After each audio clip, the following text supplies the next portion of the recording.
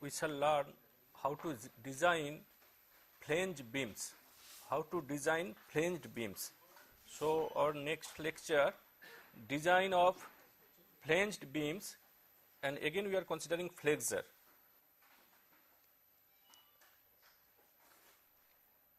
This is one cross section of a T beam. We have web and flange. This is BW is the width of the web, DF generally it is depth of the slab, DF generally depth of the slab, and BF is the width of the flange. Here again we consider, we take effective depth D up to the depth of the that level of the tensile steel, and capital D is the overall depth. So we have two more parameters, DF and BF. We have one more cross section that is called L beam. L beam, you mostly will find L beam near the edge of the building, because other side you do not have slab, so you are getting only one side, you are having the flange. So BW, DF, BF, D and capital D, these are the parameters how you can describe the beam. Let us see that what our code says, IS 456-2000, what our code says, and you will find out in this clause, clause 23.1.1, a slab which is assumed to act as compression flange of T beam or L beam shall satisfy. Number 1, I have told, please note, I have told that compression flange, because the flange will not be tensile, because concrete will not take the tension. So always it will be compression flange. The slab shall be cast integrally with the web or the web, and the slab shall be effectively bonded together in any other manner. Either it is cast at the same time, or web and slab, that means beam and slab, that one integrated, maybe due to reinforcement or some other means you are doing that one, that you will get the same that you say deformation, you will get it for web and slab. If the main reinforcement of the slab is parallel to the beam, if the main reinforcement of the slab is parallel to the beam, transverse reinforcements shall be provided as in figure 3. Figure 3 of IS 456 I shall show you. Such reinforcements shall not be less than 60% of the main reinforcement at mid-span of the slab. What do we mean by main reinforcement? There is one is called main reinforcement and the other one is called transverse reinforcement. In this case, the main reinforcement is towards the along the longitudinal beam. So in the transverse direction, you have to provide the, if this is the slab and you have the, we are looking for the top, say one beam. So if you look from this side, I shall get a beam, this is slab and a beam like this. The reinforcement we are providing here along this line in the slab.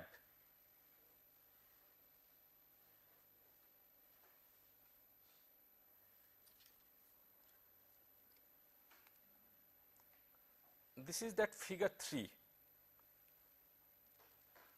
in IS 456, and we have the reinforcement. I have done in the other way, anyway it does not matter. So I shall show you the main reinforcement of the slab along this line.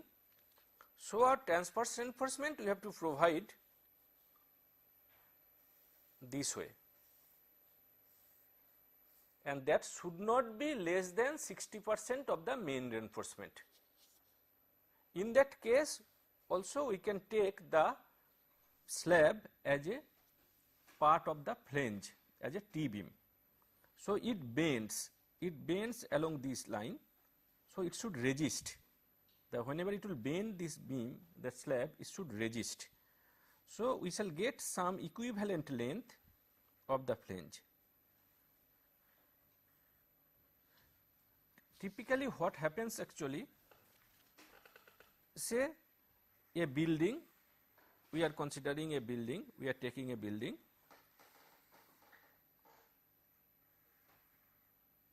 We have so many compartments, let us say these are the different compartments. These are the beams. We have say columns here.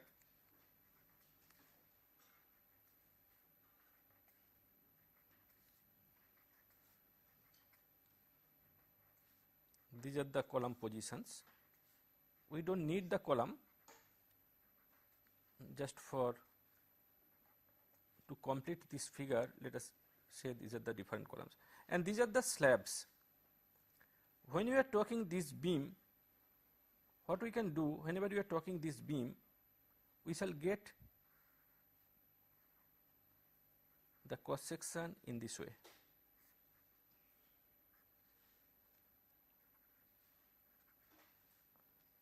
Now for design purpose, what shall we do? For design purpose, shall we take only this portion? But that is not a good solution, as if that we are taking that this slab, sorry, this beam is cast first and then this slab, but that is not the case. We are casting this beam as well as slab at the same time, and we can take the flange action of the slab also we can take while designing the beam. So how far shall we go? If we take the beam, a T beam or a L beam here, we have to specify that there is no problem to define this BW, width of the web, depth of the slab or flange df. We can specify the overall depth d. But what about this bf? Or for the edge beam, what about this bf?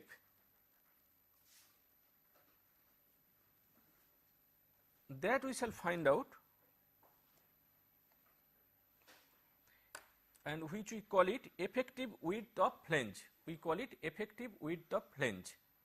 So effective width of flange, according to IS 456, for T beams we shall get BF equal to L0 by 6 plus BW, already we have defined, plus 6 DF, the depth of the flange. What is this L0? L0 is the effective span. L0 is the effective span. And that we have to find out from different cases according to IS 456, we have to find out that L0. For the timing, let us consider we shall take it, say, center to center, but between two supports, center line of two supports. It is possible also that between to that point of contraflexure, that means the point that where you are having moment 0, we shall take that point. Between those we can take, so least of that we shall take it the effective span. Effective span we shall find out, and that we shall come when we shall do the design. Right now we are not doing the actual design, we are doing the part of it, but when we shall do it, the design, say a slab or beam we shall design, that time we have to take the effective span, we have to calculate, and that time I shall tell in detail what could be the effective span. For the time being, let us take the center to center between two supports for the time being. Okay.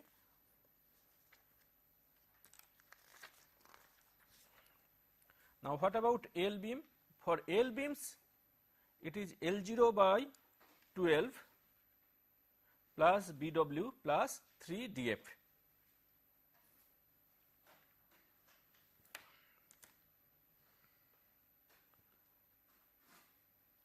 Okay. Next one we have for isolated beams, the effective flange width shall be obtained as for T beams. We take it, this formula you will find out in IS 456. I have taken it from IS 456 only. So L0 by L0 by B plus 4 plus BW. So L0 by 6 possibly. This is L0 by 6. Okay. Yeah. So where do you use isolated beams? Isolated beams is a separate beam we shall consider. That means we are having only one beam. Say in the slab we are considering one beam, not the different. The way I have given that one frame, it's not a frame structure. Just we are considering between say two walls. We can say that we are having one beam, the spread that we can consider that as isolated beam. And similarly for L beam 0.5 L0 by L0 by 6 plus 4 plus BW. Okay.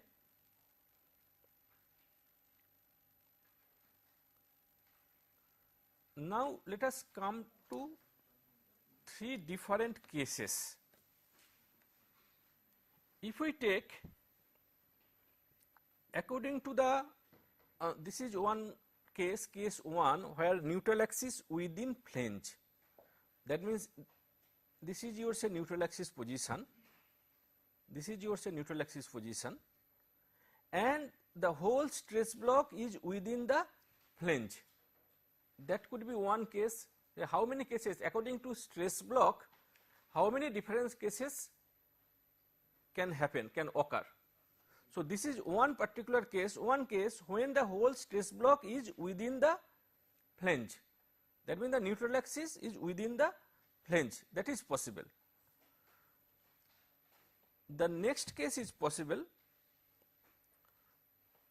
So we shall come to the formulation again. We shall come, just to let me tell you first what is the first case. The second case is possible. The neutral axis below the flange, that is possible, below the flange, neutral axis below the flange, but the flange is uniformly stressed. That means we are taking this portion, flange is uniformly stressed. This portion is that is 0.45 FCK.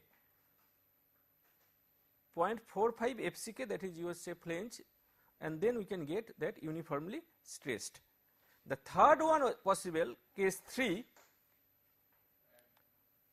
when flange is uniformly okay. This one I have given you, just only let me go back, I shall show. So what are the two different cases? Just I have made it little bit elaborate. What I have done here, so we have two portions. I think I can come here. Okay. What I have done,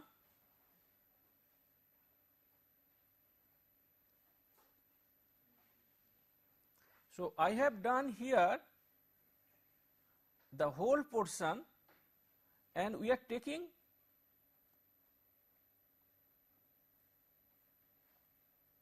that means when we are considering the flange is uniformly stressed, in that case I can take this wave one part and the other part I can take that only flange. So that means the rectangular portion, the wave only, and the flange, that I have taken.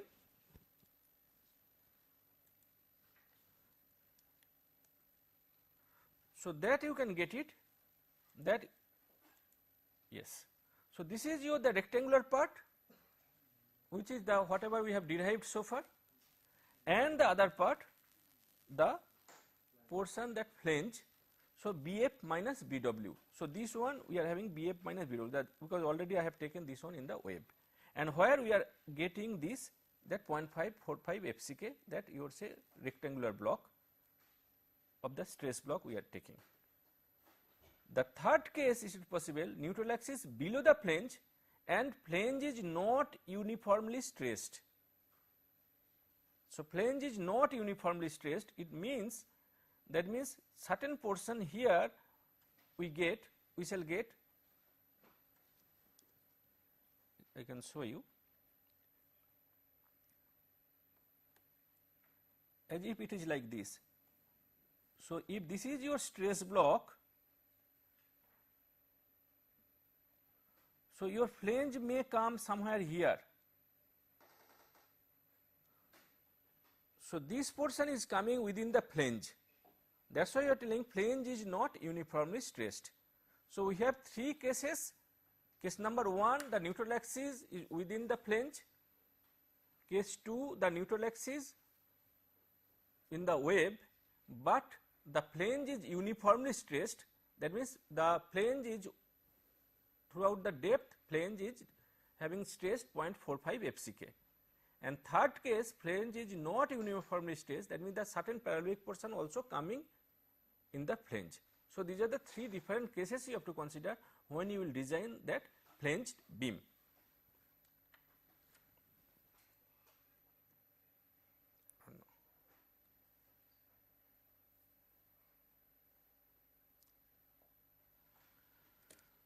So let us take one by one. Let us do another part. Let us see from the strain point of view. Our strain in concrete permitted 0.0035 and epsilon s depending on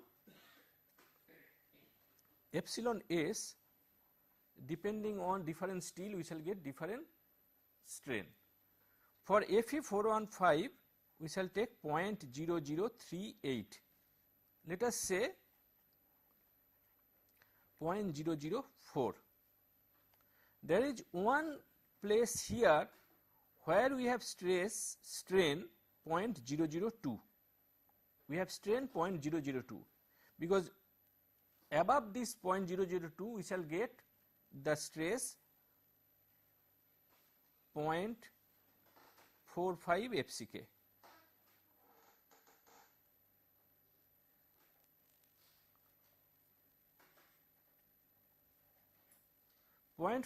FCK. So this is the level up beyond which that above this we shall get 0.45 FCK. Our question is that let us say this is DF. What should be the maximum DF possible? And this length, that is effective depth D. So we have D and DF is the depth of the flange or depth of the slab. So our question is that what should be the depth of the slab? We can write down here DF by D will be equal to how much this one?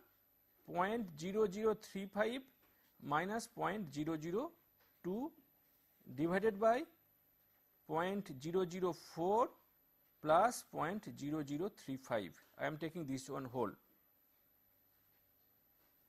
from this triangle. So this divided by this 0.004 plus 0.0035. So I can get DF by D equal to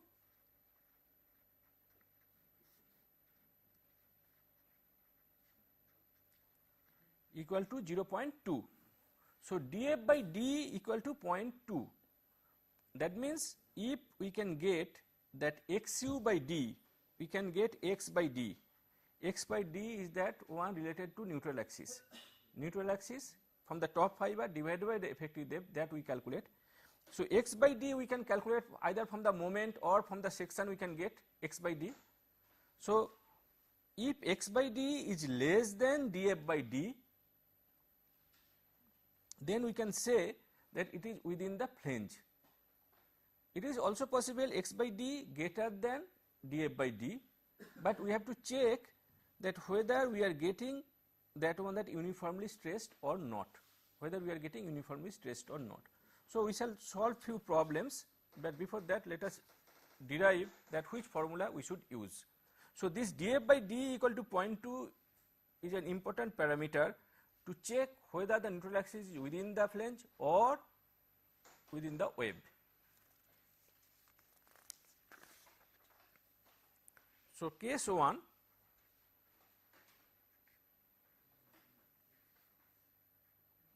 neutral axis within the flange. We can write down the same rectangular formula, mu equal to 0.36 FCK x by d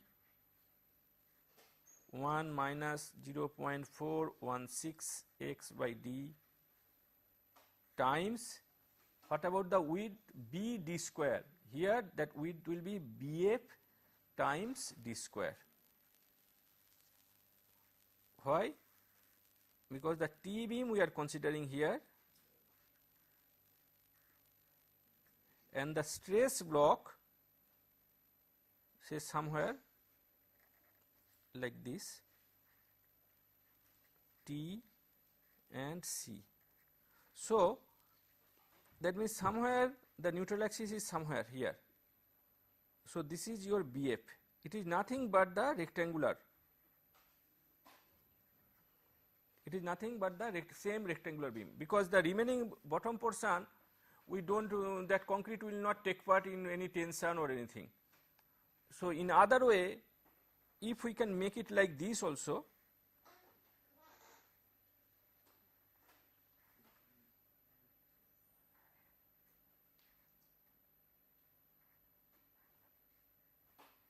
that also, that means this is void, this portion void, because we are providing reinforcement here. So I can remove that concrete from that portion because we don't need it. So we need only at the top, because this one only taking part in the your say bending and compression also, the concrete. So I can remove that certain portion, but we don't do it because that for the shuttering cost or other cost will be more, and so whatever you are going to achieve to removing say your concrete, but your shuttering other things, it will again it will cost more. So that's why you, if it is not at all required, we don't go for this type of cases.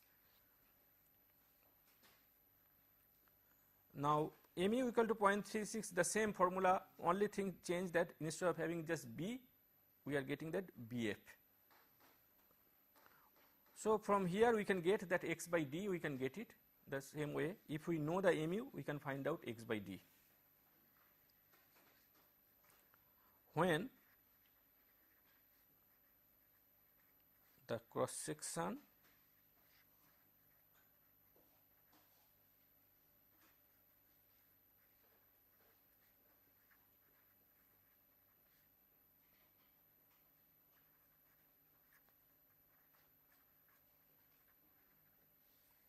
we can find out from the expression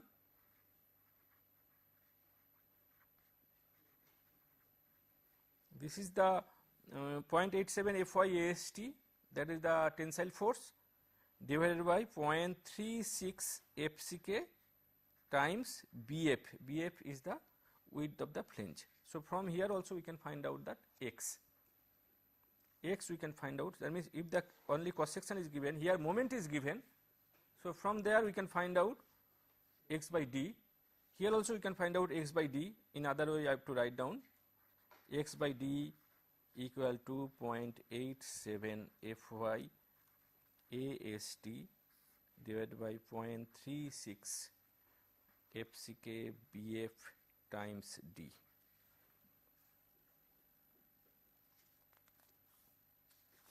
Okay. Now what about case 2?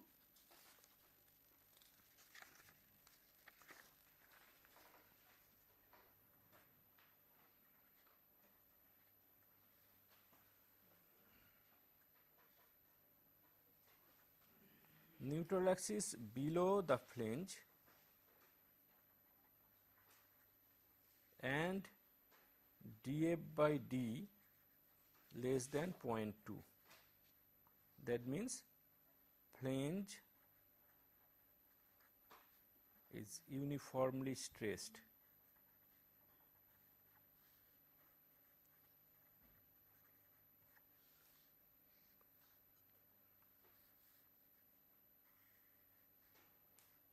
Draw the figure once more.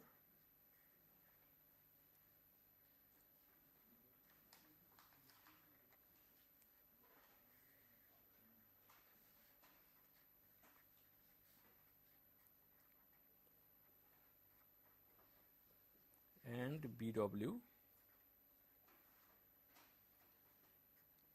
this is BW. and we have D. So mu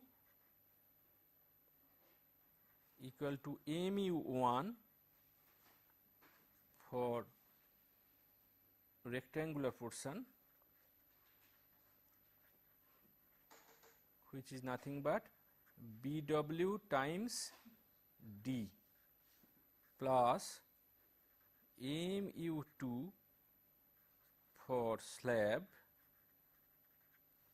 that means BF minus BW times DF. So we are removing these two portion.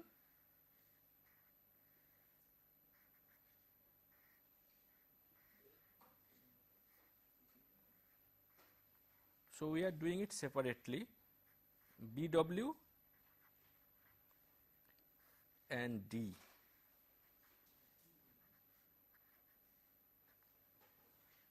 This is DF. If I take this portion, BF minus BW by 2, and similarly the other one also. So we are taking these two rectangular portions, so we have to find out the compressive force. The compressive force we shall get it for rectangular portion, we shall get it, and for the other two sides, the flange portion, we shall take it, which is uniformly stressed. So we can write down mu1 equal to 0.36 FCK BW times x times D minus 0.416 x. What about mu2?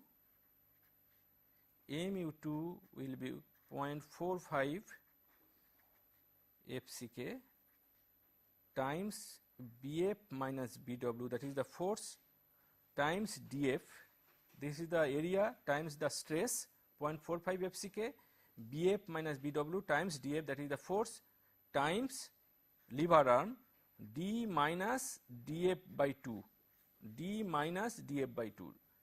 So D, and we are taking this portion. So this is your the lever arm. So mu will equal to mu1 plus mu2. So this is your case 2. So case 1, that simple your say rectangular section. Case 2, that we have two parts, one uniformly stressed the flange part, and the wave, that which is nothing but the rectangular portion.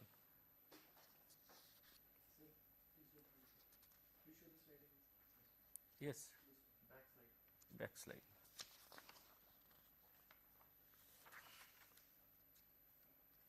Yeah. Is it this one?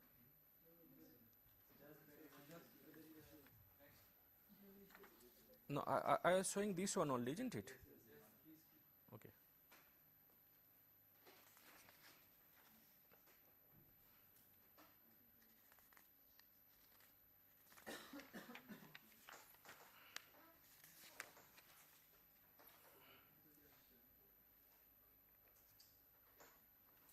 Okay. The case 3,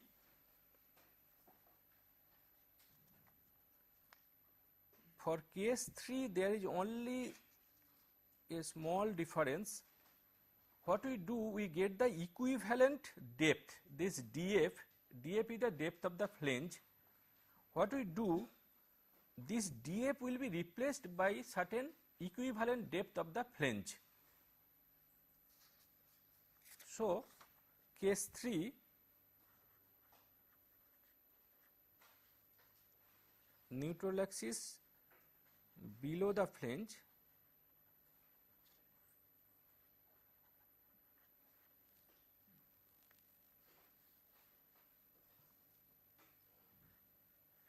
and df by d greater than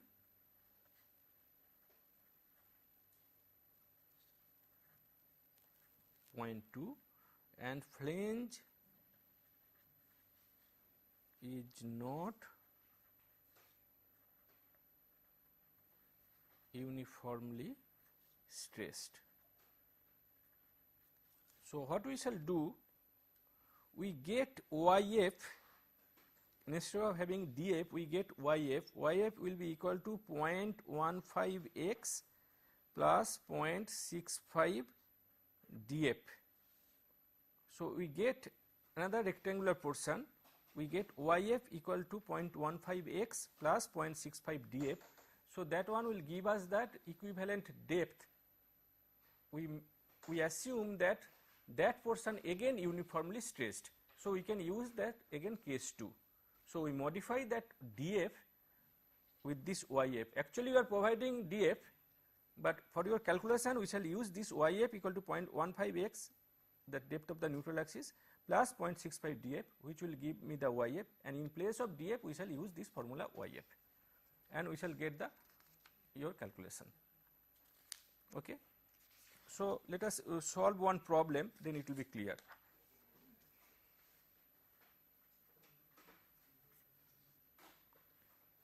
Mainly we are doing say analysis of beams so far.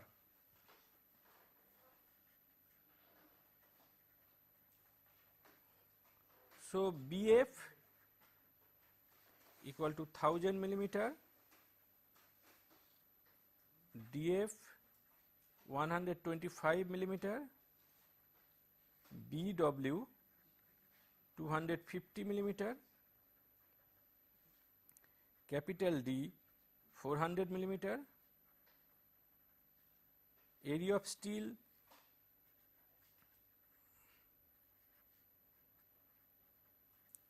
let us be specific, area of steel, tensile steel 5 numbers 20 torr, steel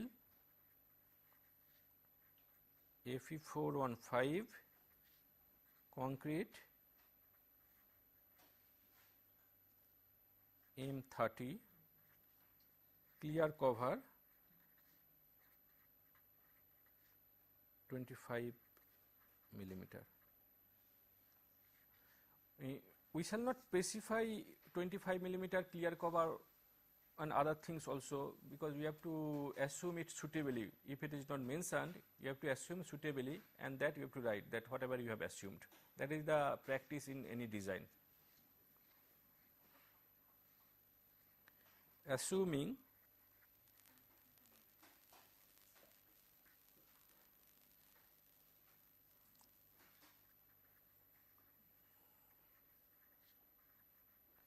that tensile steel yields X equal to 0.87 FYAST divided by 0.36 FCK times BF equals 0.87415 times area of steel. Let us calculate area of steel here. So I can calculate here area of steel equal to 5 into pi by 4 to 20 square, which comes as 1570 square millimeter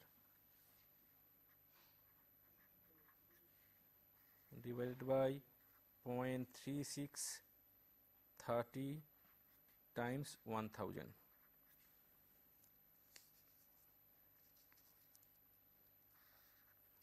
equals 52.48, and which is less than 125 mm, that means DF, the depth of the flange. X we have got it 52.48 millimeter, which is less than 125 millimeter depth of the slab or depth of the flange. So neutral axis is within the flange. So I can write down here neutral axis within flange.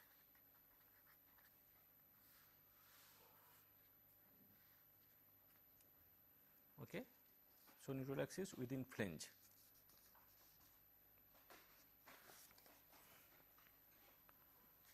Number 2,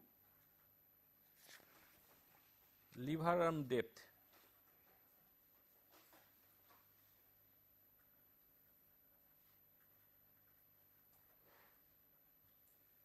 Z equal to D minus 0.42x. What about D?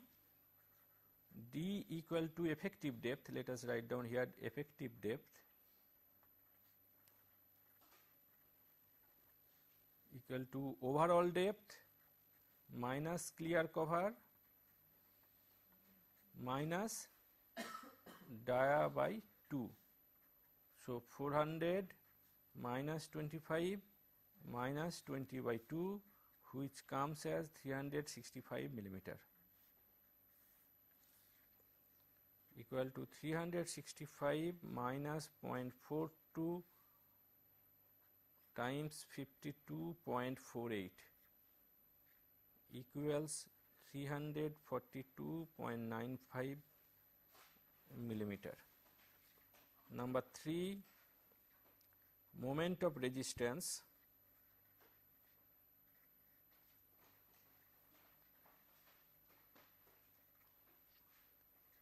due to concrete failure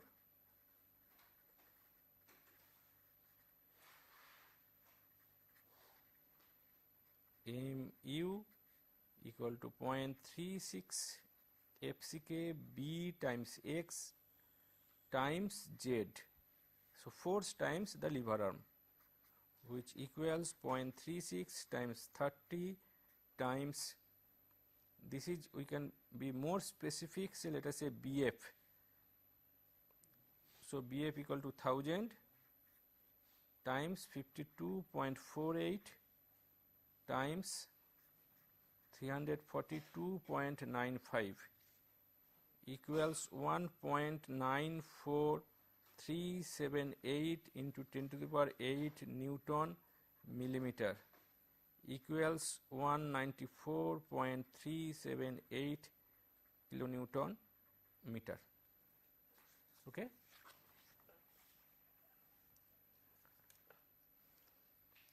So moment of resistance we are taking due to concrete failure.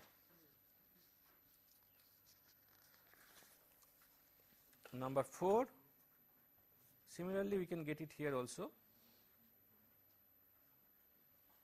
Moment of resistance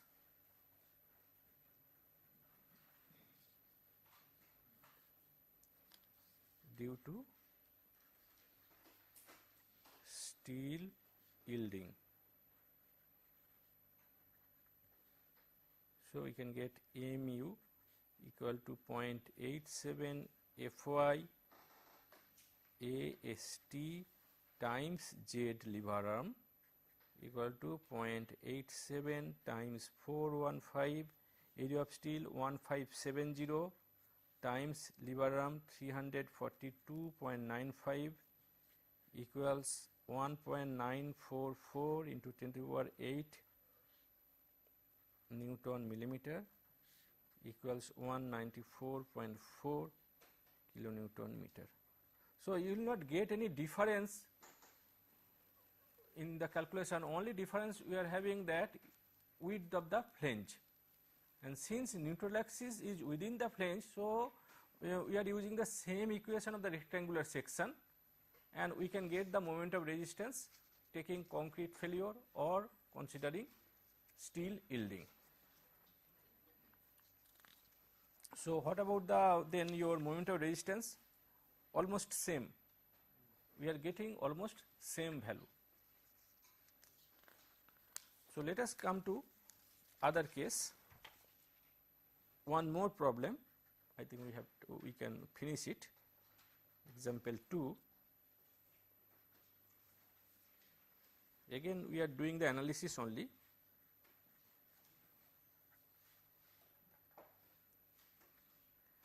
BF 600 millimeter. Either you have to calculate the width of the flange according to IS 456, the formula which is given, or it is specified. In few cases it may happen that it is specified, but otherwise we have to get it from the using that formula given in IS 456. So BF equal to 600 millimeter, DF equal to 125 millimeter, BW 250 millimeter, D 450 millimeter, area of steel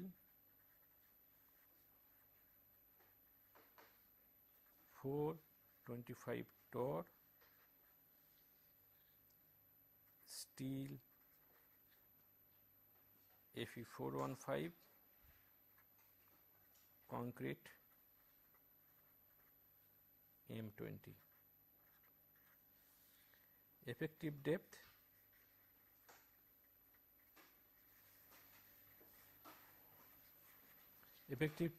D equal to overall depth minus clear cover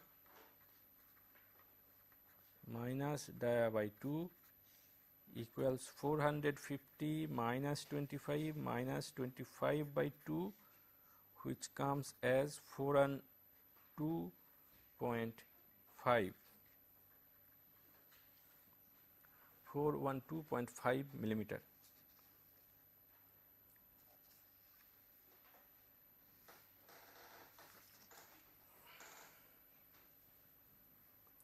What about dF by D? dF by D equal to 125 divided by 412.5 equals 0.303 greater than 0.2. So 0.303 greater than 0.2, we have to use YF instead of DF, because it is not uniformly, the flange is not uniformly stressed. The flange is not uniformly stressed. So we can say number 2, calculate X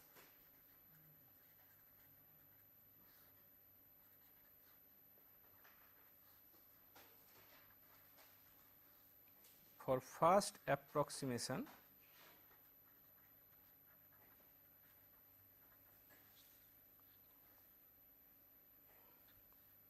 and we can assume X is within flange, though we know it is not, but we can get the X value using the same formula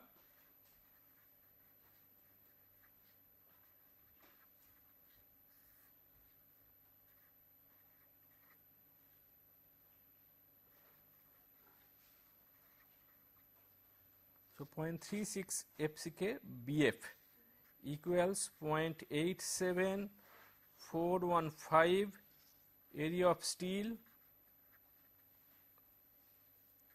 4 into 5 by 4 into 25 square. How much it is coming?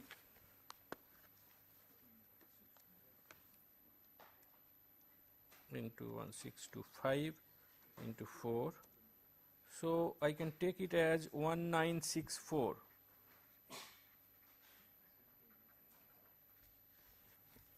So 1964 square millimeter.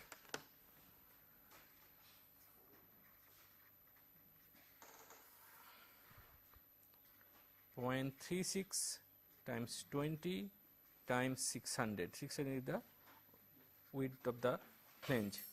164 millimeter greater than 125 millimeter. So that means X is, we are getting greater than 125 millimeter. Next step we shall take, that we shall assume X now. Let us assume certain X, and that means we shall do it iteratively. We shall get iteratively, we shall do the calculation.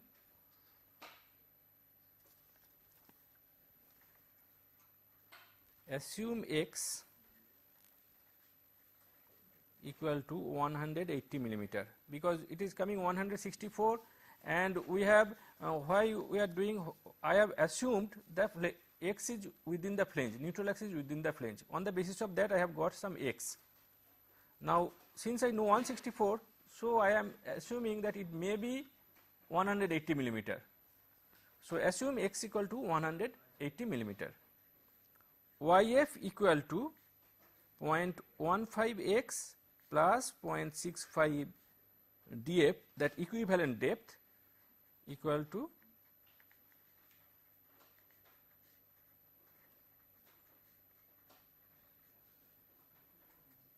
108.3 millimeter.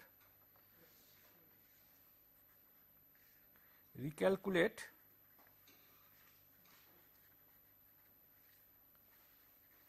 depth of neutral axis with YF.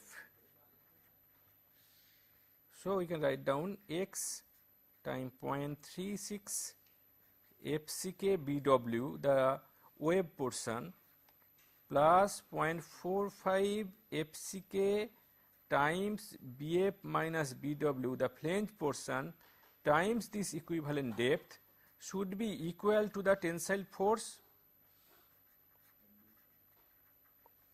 developed in steel. We can write down x 0.36 times 20 times 250 plus 0.45 times 20, that M20 grade, 600 minus 250 times 108.3 equals 0.87 times 415 times 1964 area of steel, which comes as 709100 minus 341100, that if you just rearrange it, divided by 1800 equals 204 millimeter. So we have assumed x equal to 180 millimeter and we are getting that x 204 millimeter. So let us assume x equal to 200 millimeter. We have to do it once more. So let us assume x equal to 200 millimeter. Okay. So let us assume x equal to 200 millimeter.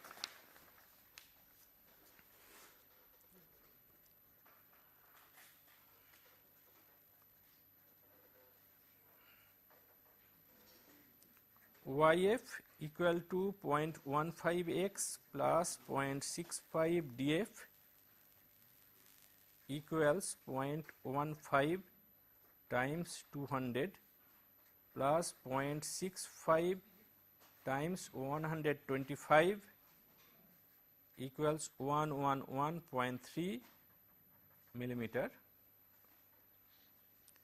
X times 0.36 times 20, the same equation we are using, plus 0.45 times 20 times 600 minus 250 times 1.3 equals 0.87 times 415 times 1964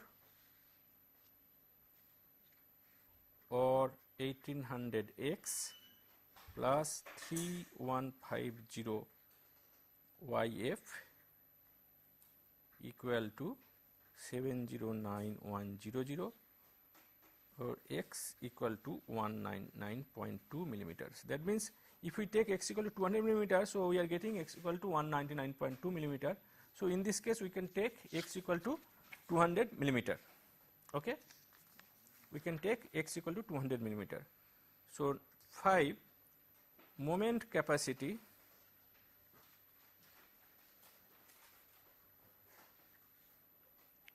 by taking moments about steel MC1 equal to 0.36 FCK BW x d minus 0.42x equal to 0.36 times 20 times 250 times 200, 412.5 minus 0.42 times 200 equal to 1.183 into 10 to the power 8 Newton millimeter equal to 118.3 kilonewton meter. MC2 equal to, this is due to balance of the slab, remaining part of the slab equals 0.45 FCK times BF minus BW times YF, not DF, YF because it is not uniformly stressed. So, D minus YF by 2, which comes as 0.45 times 20 times 600 minus 250 times 111 times 412.5 minus 11 by 2 equals 1.248 into 10 to the power 8 Newton millimeter equals 124.8 kilonewton meter. So, we can get that MCU equal to MC1 plus MC2.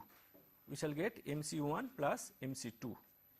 Okay, that you check MC1 plus MC2, and we can get also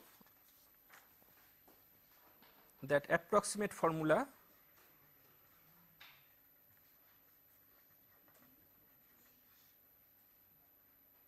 for steel.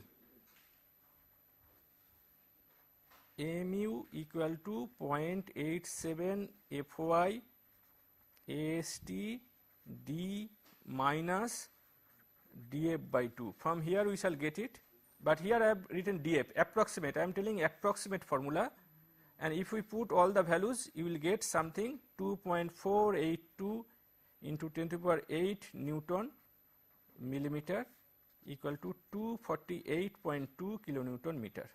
But here I have given dF because I have not calculated anything. On the basis of that steel will yield, on the basis of that I can get, and I can get the approximate 248.2, and which is coming. If you have, it is a good design, we can come closer to the value, because after all we shall get a balanced section. Okay. So, we shall finish this design of flange beam here. Thank you.